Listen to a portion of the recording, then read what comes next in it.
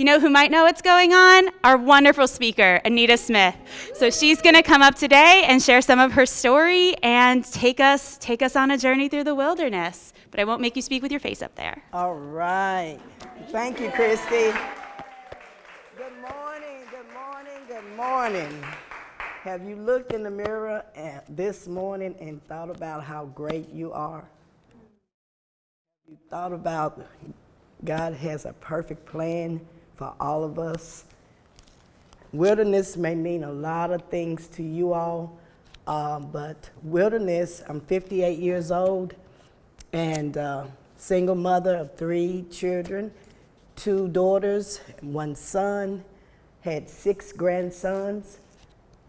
Due to criminal activity, I lost a grandson at 20 years old. And in fact, the city of Lebanon lost 2 other people. Not sure about a lot of the details, but nevertheless, he's missed. My wilderness, it was an early age. I was in church, young. My mother was a piano player, singer of the gospel, stepfather, pretty much raised me, I tell people, from a pup, and got pregnant. I wasn't promiscuous. I just wanted, he was Jamaican, so he wasn't buying it. He wasn't buying none of that, okay? It was restriction for everything. And so even to ride our bikes, we had to ride them in the corridor, just around and around till we broke loose one day. And didn't make it home in time either. That's a whole nother chapter. But decided I wanted to see what the other girls, it seemed like they had it going on, and the other guys were doing, and I got pregnant at 15. That was the beginning of my full journey in the wilderness. But then I'm reminded Jesus was in the wilderness for 40 days and 40 nights. And so I didn't know that then. I wouldn't be here in front of you all today had I stopped through those times that I was in the wilderness and gave up. But I had a child, and because of my parent, my stepfather, he said that child could not come in that house. Now, who am I to argue with him? I can't validate me a teenage pregnancy. There's no way. I mean, y'all thinking? Somebody approach you and say, Mom, I'm pregnant, but guess what? I want to bring this baby home, and you're going to take care of me and that baby. I couldn't validate that. So different measures were taken. I was an AB honor roll student, and I hid that pregnancy until I was like 7.5 months maybe, in the summertime with a big coat on. And I don't want to say my mom was naive, but her health was failing, and she had medicine to wake up on and go to sleep on. And so I slid by her, whereas I couldn't slide by my stepfather.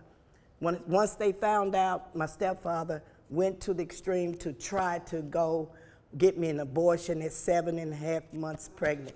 I never had prenatal care.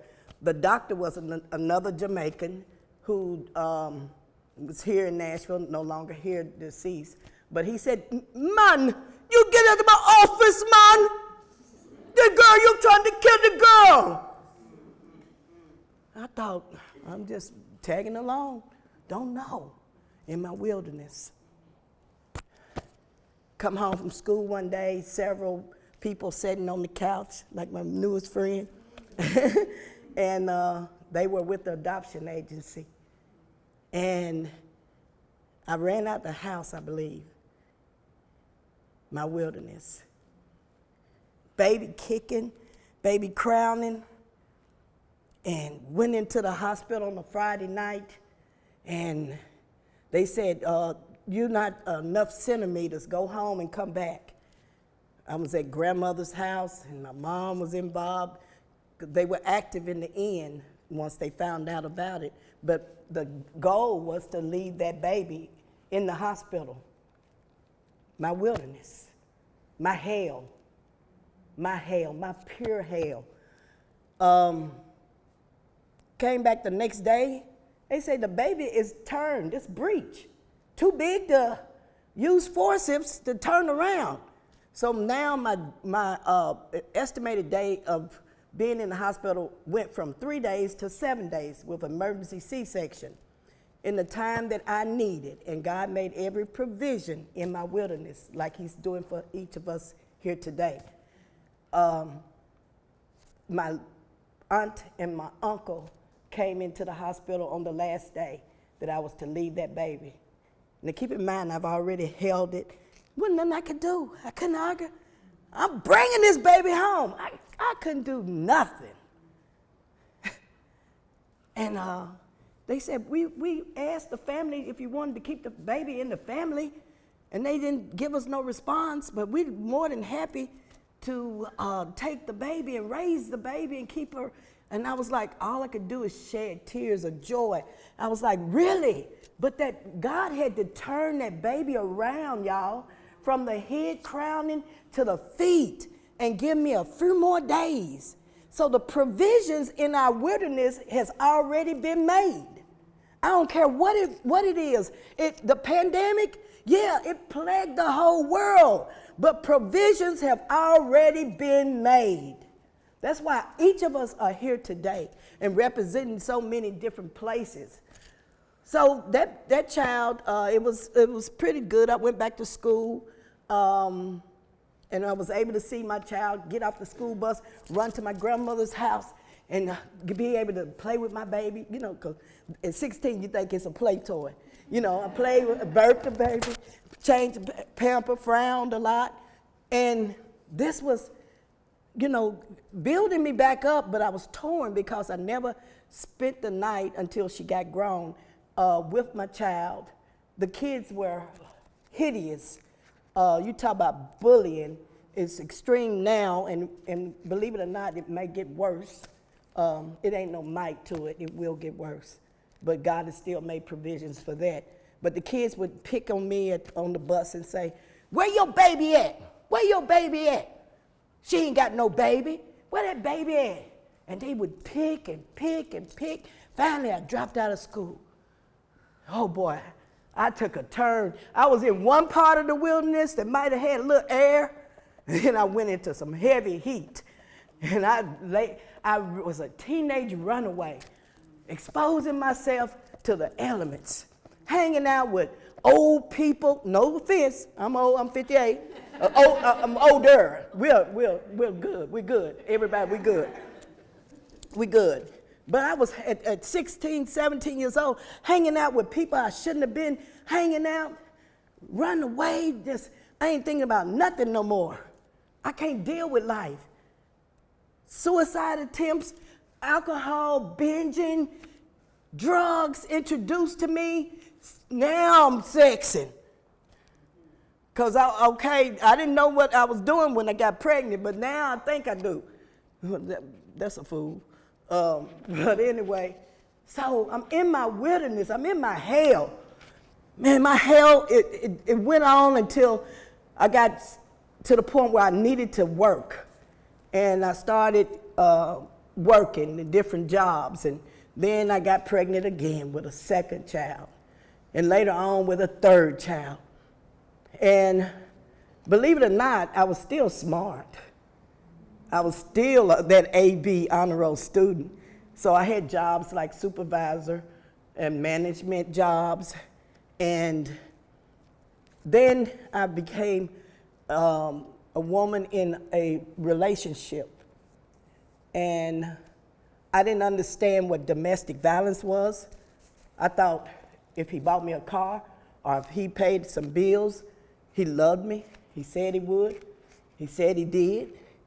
And I went through a period of time in my funk, in my wilderness, with one relationship, 10 years, another 5 years. The last one, we'll talk about that in a second, 5 years. But another one, domestic violence. I remember with those two last children, because I had them with me all the time, This person was so controlling over me. I remember running through the night. He had hit me when he saw me at my mother's house knocking on the door. And they didn't open the door in time. And he said, "Get in the car right now. Get to the house. Where you been all day?" And I said to myself, he gonna kill me tonight. And I said, I cannot go to the house. I remember running I ran the red light. So he was at the red light thinking, she just, whatever. I ain't gonna say that about myself. But anyway, I ran the red light, ditched the car in an alley, and ran with one baby on one hip and another baby on another. And I ran and I said, "Ma'am, can I run in your house, please? Somebody's after me." They put me in their house. And that went on for years. We went through the system. Thank God the system has changed a lot for domestic violence. But he went in jail, out of jail, in jail, out of jail. And so subsequently, another part of my wilderness led me to be in shelters, led me to continue to run. Wilderness. Not giving up, because even along this time, I still had faith in God. I still trusted the process. I didn't understand it. I never really said, always picking on me, or pity party. I never really did that. I had something inside of me that was the connection with God that really, maybe even the streets probably taught me to be a little hardcore. So when I was in my depth of hell, this domestic violence went on until the last time, 5 years, not 5 years ago, but some years ago. And this person took me on high-speed chases. This person was sexually abusive, as well as physically and mentally and emotionally abusive. And I was down, because I wasn't a spring chicken. I think I was in my late 40s or something, and I was just down. I was broken. I was broken, y'all. But I didn't give up. I didn't give up at all. Went to the YWCA. Domestic violence is one of the shelters I went to. And I've been there before now, but I didn't get it. This time I got a counselor. And she told me, if it was easy, everybody'd do it. It's resonated with me. And I'm thinking, man, I'm tired of this path. My kids now, they're adults. They're adults. Everybody's grown and on their own. And I'm like, this process has got to stop. What the hell? So I started picking up my pieces, and I started applying myself and started asserting myself. And one of the things that happened while I was in my last wilderness, and not my last wilderness in this life, because you're either in a storm, coming out of a storm, or getting ready to go in a storm. In a storm, coming out of a storm, or getting ready to go in a storm. But in those storms, in your wilderness, God has made the provisions. So one of those things that happened in that period of time is I had already, I'll start this over here on this side. I'd purchased the contributor newspaper in Nashville before, and then I was there to see about, I lost everything in my storage, didn't have Social Security card, didn't have Tennessee ID. I'm native from Nashville, Tennessee. And one of the things is you have to, when you're getting ready to apply for a job, you need your Social Security, you need your birth certificate, you need a Tennessee ID, a state ID, wherever you're living. I didn't have any of that, any of it. And a benevolent program through the Downtown Presbyterian Church will pay for a ID. So I was downtown getting the ID, and I was excited about it. Now I drive cars. Been driving since I was like 17, but I'm 40-something needing the ID. You know how big it was for me that day? It was euphoric because the provisions had been made for me. So I get this ID, and I go back to bring the paperwork back to the church, and I see a couple guys in there, and they're talking amongst themselves, and they're like, "Where's Tom coming up in here? Where's Tom? Where's Tom?" And I said, who's Tom? I'm very inquisitive, well, not nosy, but inquiring minds want to know. I mean, I'll stick around. You said before going to the table with the bagels and the drinks and everything, they said the coffee's on its way. I stuck around, okay? The coffee's on its way. So I hear these guys talking about Tom. They said Tom will be in a little bit. So I'm finished with my business. Got an all-day bus pass. And I see who Tom is. I asked the guys, I said, so what do y'all do? We sell the homeless paper here in Nashville. He said, you homeless? I said, I live in a shelter. He said, you homeless? When he said that, I stuck around to meet Tom and was trained that day. And I became one of the, I'm tooting my own horn. My journey, God bless America. God bless me and you and you and you and you. But he used my mess. He used all of that for me to speak to the nations. And when I say the nations, social media right now, I was on my way to Ghana, that didn't manifest.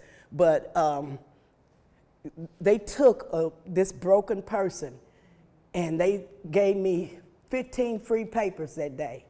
And I went on the streets. I had jobs, all kind of jobs. I lived in the fast lane, thought I had it going on. And it was most humbling to say, good morning. How you doing? Would you like a paper? Would you like a paper? Good morning. You think that didn't break me? Even in my mess, it broke me so bad because some people gave me a funky ass look. I should have warned you about the cussing. But gave me, I'm just got to be transparent, keep it 100. They gave me a messed up, jacked up look. And I was like, man, I'm a former business owner. I didn't tell you about that.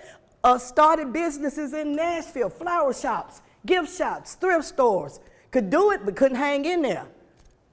But I'm selling this paper. Then the editor, the co-founder, Tom and Tasha Limley, saw something in me. Andrew Crinks, I'm saying some names you probably already know.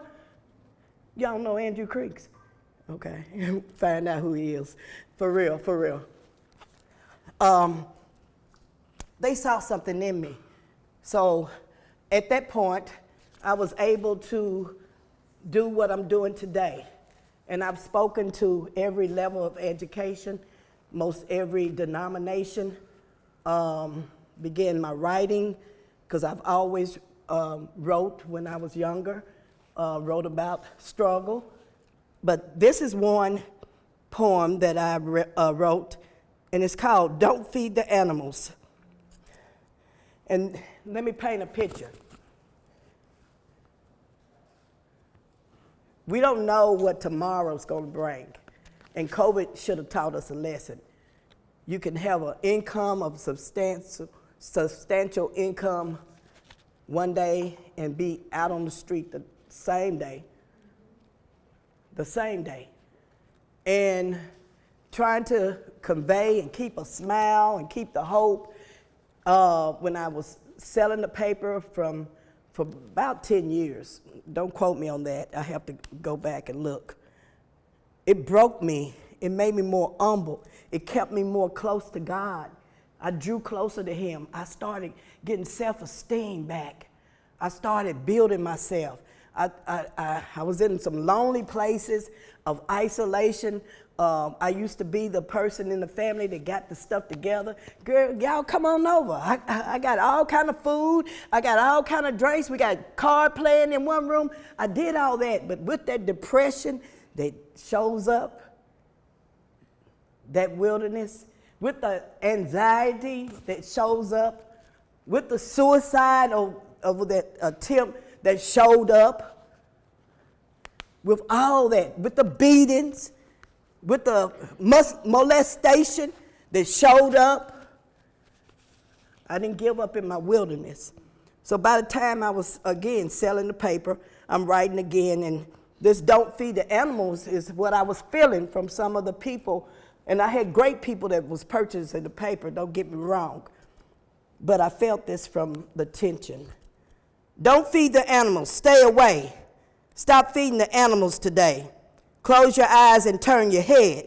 Fumble with your phone and rear view mirror instead. Check me out, because I'm checking you out. Checking out you. Don't feed the animals, whatever you do. Some folk look and promise to never give a dime. Some folk look and promise to buy a paper another time. I'm still waiting and waiting and waiting, and you still staring and staring and staring. Go ahead, check me out, because I'm checking out you. Don't feed this animal, whatever you do. You think if you give, the homeless will overpopulate. And if you feed this animal, I will mutate. My sign does read, contributor vendor. The truth is, I'm not some animal in the gutter. Remember, God never made any junk. Stop looking at all of us as though we stunk. Have you ever considered what it felt like to walk in my shoes? Would you want others to pass judgment on you? But it made me stronger. And you know what doesn't kill, what doesn't kill us does make us stronger. And we don't understand it. We don't understand it. We just have to trust the process. It's hard to trust what you can't see. That's that faith. You got to have something that will push you up out of the bed. You know, so many people right now around the world committing suicide at alarming rates, and even the younger ones, because the trust, the faith, the lack thereof, many, many, many things. So I tell you, don't lose your faith. How many minutes we got? It's like 9:30. Okay. So where I am today, Nashville is my home, always going to be my home, but 4 years ago my income got to the point where I couldn't afford to stay here. And my landlord, he did a wise thing, because I'm not angry. He sold, and I ended up in a situation where I was going to be homeless maybe again. And one of the things I didn't want to ever do is be homeless again. And so I moved away 4 years ago. I'm in Pulaski, Tennessee, and I'm a Lyft driver. And when I tell you, I mentioned earlier that I one time thought I was going to be in Ghana sharing the good news. I had open heart surgery, a heart attack on March the 4th. I had a heart attack. I was selling the paper at the Vanderbilt campus. My friends that I had met over the years, they would come by and checking on me, driving by at a stop sign would say, "Miss Nita, go home, the snow is coming, the snow is coming." And the snow was indeed in Clarksville. Well, this particular day, it was raining, and I didn't know what a heart attack felt like. And I was breaking down, holding the paper. And I was like, they say, "Hey, Miss Nita." And I normally got this big, big cheesy smile. And I'm like, "Hey." But I was covering my tears. But I kept talking to the Lord and kept talking to the Lord and saying, okay, I'm going to be obedient. I already had some high cholesterol problems, some diabetes, some high blood pressure. And I said, I'm going to go home and I'm going to get a doctor's appointment, God, holding that paper, bearing that pain. And then I decided to leave and go get some groceries, because they kept on saying that snow was going to shut Nashville down. And so it really did. March 4th, 2015. Went to Kroger's off of Edmondson Pike and got some groceries, got in there with the shopping cart, and my gate was off. My gate, I was running into the aisles, and when I ran into the aisles, I said, this is it. I'm going to go see about myself, God. Got to the register. When I got to the register, paid for the groceries, and I was putting everything in the grocery shopping cart. stuff that I normally wouldn't buy because my whole body and everything was off balance. And so there was a young lady, and I'm going to tell you this, when something tugs on your heart, follow the Holy Spirit. He would never lead you wrong. This young lady was behind me, and I had paid for my groceries and put my card to the side, and I asked the lady at the cash register, I said, ma'am, I said, do you have a high blood pressure machine? She pointed to the direction it was at. I got back, and I told her, it's almost 200, it was 200 over something. And I said, she said, do you need me to call an ambulance? I said, no. I said, I'll be all right. Well, God told me, when they say God, for real? Yeah, Holy Spirit tugged my heart to ask the lady behind me. I was too busy with Anita. I said, no, I'm not gonna do that. I mean, whatever the reason is, I didn't do it. But she, in her obedience, tapped me on the shoulder and said, ma'am, can I take your groceries out? And I just burst out crying because whereas one thing didn't work, another thing did. And to God be the glory. I drove myself to the hospital after the young lady put the groceries in the cart. Southern Hills. I drove there, and when I got there, they knew that after they took the EKG that I had a cardiac arrest. And they gave me nitroglycerin, shut it down. I wasn't thinking about the groceries, but God was, because the provision's been made. So he put a blanket of snow on the groceries. Come on. He put a blanket of snow on the groceries for about 3 to 5 days. Y'all, because Nashville, if you look back, honey, it was, we don't move in sleet. Come on. Y'all know, the northerners know, y'all get snow. But Nashvillians, when we get the thought of snow, school's gonna close, every bank's gonna close, everything gonna close. So by that Monday, I had open heart surgery. Yes. So the thought of Ghana was like, I still want to go to Ghana. I got these flyers out, I'm going to Ghana. I'm gonna preach the gospel, I'm gonna sing, and da. Over the years in my healing and still some more battles, some more storms, no domestic violence. Hallelujah. But praise God, none of that. Woo-wee. Y'all just don't know. Woo. So I'm taking a moment, y'all, because I don't think I could have took another bit of domestic violence in that sense. But anyway, so over the years, 4 years ago, I started driving for Lyft and Postmates on and off, and I would make reference and listen to the Fish radio station. But that was for me, at least I thought. I would plug in and pray, okay, God, you know what I need, da-da-da, I'm gonna meet some people today, da-da-da, God. And then he let me know that don't turn that radio station. This is for the people that's coming in your car. Later on, I didn't understand that because I started out with the Fish Christmas music. I just personally love Christmas music. I could play Christmas music set 24/7, 365, plus leap year. So serious. And so here it is. I am thinking that he's feeding me. I'm in a place that he is holding me.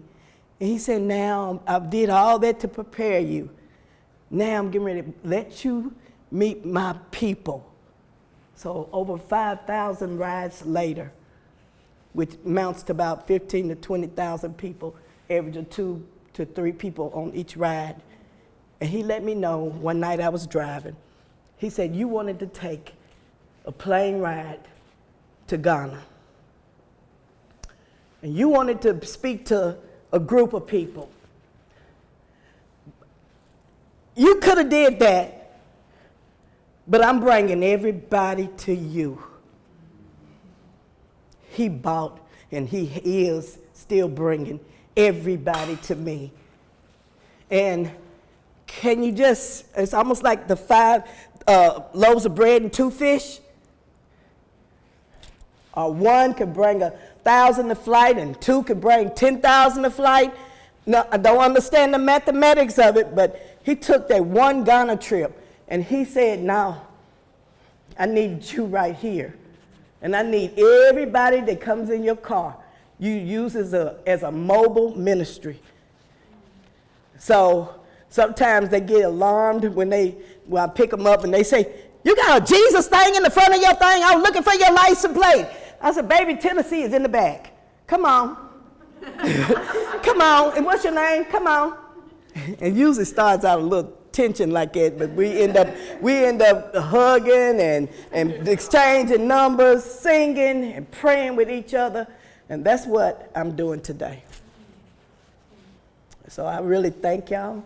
If you have any questions, I'd be glad to address them. Yeah, we have plenty of time.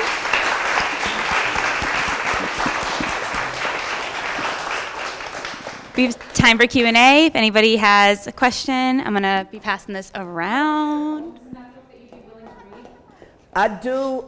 You can go on the Contributor newspaper website, and I've got great poetry, probably over 200. I really want to get them in a book form someday, real soon, real soon. I can take your information and I can get it to you. I can get it to Christy. Thank you. Thank you. Anyone else? Do you still sell the Contributor, or are you in Pulaski fully with the Live. No, Lyft? I'm here in Nashville, driving out of Nashville, so I come You here come to, in. yeah, I come in because there's no public transportation in Pulaski. Bless But Pulaski. the day that I really left the paper, it really is unknown to me because I was like, I need this income, and and then I started driving, and before I knew it, I wasn't working anymore, selling the paper. Yeah. So I thank God for that transition. And you really aren't working when you're driving, right? I mean, you are working, but I mean, it's just like the connection. The connection. Connecting with the people. They say if you like what you do, then you never work or something to the fact. Yeah. So tell me when you got notice that you were going to be the speaker today. Yesterday evening. And so what do you think today is? Meeting a bunch of friends. Provision. God Amen. providing, God providing. right? You said it a little bit when you was talking, Yes. and I was connecting to your spirit, and I was like, okay, God give her everything she need to say, and I was like, okay, we connected already. Yes. So Yes. yes, it does resonate, y'all. And this, let your friendships be so transparent. Let them be glued together with Gorilla Glue. You know, y'all heard about Gorilla Glue, right? Okay. You don't need a surgeon. Y'all heard, okay. And that's the only analogy I could give that really could, you can understand a little bit better. But let your friendships, back in the day, a lot of times people would meet each other, say, hey, that's Chris, or hey, that's Tony, and be like, when the last time you talked to Tony? I haven't. No, don't let it, I'm getting better. I got all kind of stuff still I'm dealing with. And one of them is moving back into the stream of things and moving back into family life. And I love family life. I love my family. They are so supportive of me. My friends are so supportive of me. And I don't meet a stranger. And I thank God for each and every one of y'all today. Most definitely. Namaste. We got any other? All right. I can come over. Anita, I've watched a lot of Creative Mornings over the years, and I think what you've done is just really special and awesome. And I'm wondering if you would let us bless you by passing the hat and just helping you with some gas money today. Would that be all right? I'm not going to turn you down. God bless you. Let's do it. Yeah. Oh, wow. I don't know if I have a hat. The provisions have been made. And only, I promise you, I was eager to say yes and never met Christy. I told Tasha Limley, is my dear friend, one of the co-founders of the Contributor. Thank She you. said, All the right, we have speaker this little can't make it. outgoing guy. And I just said, yes. It was no qualms about it. Yes. Yes, Christy. Yeah, it was a real wild card to get told at 11 a.m. yesterday that our speaker for today, who I had lined up a month in advance, was not going to be making it home. That's okay, because I had a tiny little freak out at work. Not so tiny though, because my coworkers heard it, and one of my coworkers was like, "Well, let me reach out to my friend Tasha. She knows a ton of people," and then it just extrapolated into this thing happening. And before, this happened at work, and then before I was done with my work day, I had lined up Anita to join us today. And that's a really wild thing that sometimes, things line up, and it's really, really helpful when that happens, because a lot of the times you just get kicked pretty hard in the booty. Like when you get that, email that sends you to the floor where you're like, oh shit, I don't have a speaker for tomorrow, but I've got the bagels ordered. So it was really amazing that the universe was able to help me find a really great speaker, and that all of y'all were able to show up and go into something totally blind, because I posted this like 6 o'clock last night. I let you guys know who's going to be here this morning, and you all came anyway, and that's amazing. Yeah. I'm thinking that you don't need to be doing a poetry book. I think you need to do a poetry CD, because your reading was fabulous. God bless you. Hearing your voice made all the difference, but you need to think about a CD. God bless you. Please write your number in my book. God bless you. Thank you. Thank each and every one of y'all. Thank you from my heart. I was not expecting this. I don't know what. Now I'm getting ready to preach. I was not expecting this. Now, whatever you have done, may God just bless you tenfold, hundredfold. I mean that in your health, in your life, in your finances, with your children, with your family, whatever you put your hands to, whatever you put your mind to, whatever door you need to go out of and go in. He got this. He's got it. I believe it. I promise you, Christy, you couldn't have told me this. I won't even be tempted to look in it. But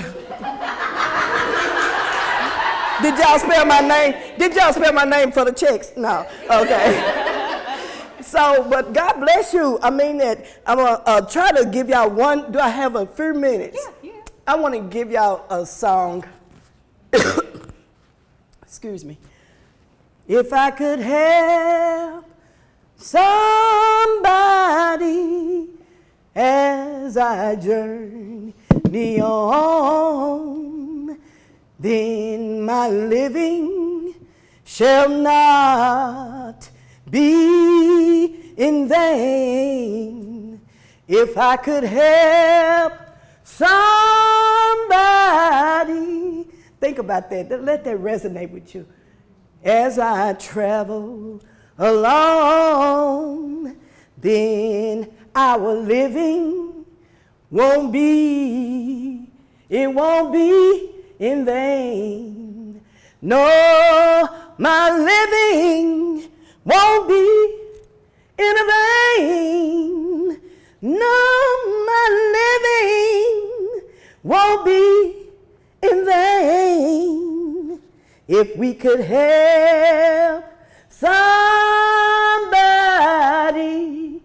as we journey on, then my living, your living won't be in vain. God bless each and every one of y'all. I just was reminded of having COVID and nearly dying last year. Real quick. April 17th, the doctor came in there, and I had 2 hospitals I went to, but the second one diagnosed me with not just COVID, but blood clots in my lungs and pneumonia in my lungs. And one of the things that one doctor asked me, he says, do you have any next of kin? I said, okay.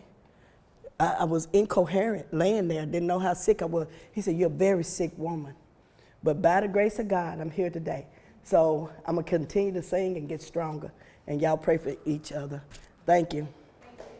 Thank you, Christy.